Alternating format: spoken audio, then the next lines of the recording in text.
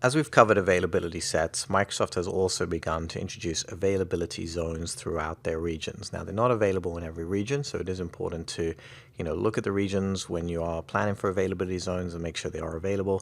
But essentially, they work similar to availability sets, but now we get 99.99% availability. They minimize the impact of planned and unplanned downtime and really just enforce them like availability sets, but now you choose your specific zone in Azure. So in availability sets, we had those fault domains and update domains.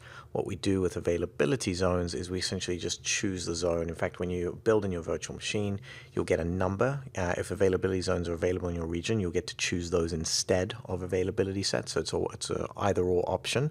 You can't have availability sets now in the regions that have zones. They want to move you towards zones.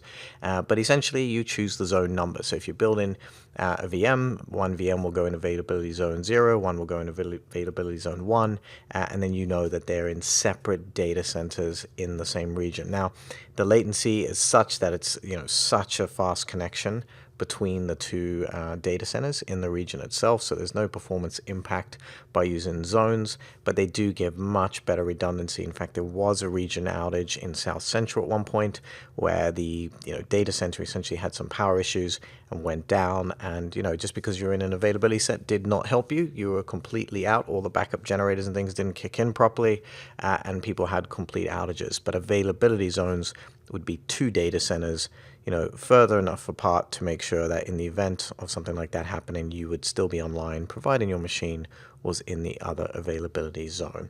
So know these in addition to availability sets.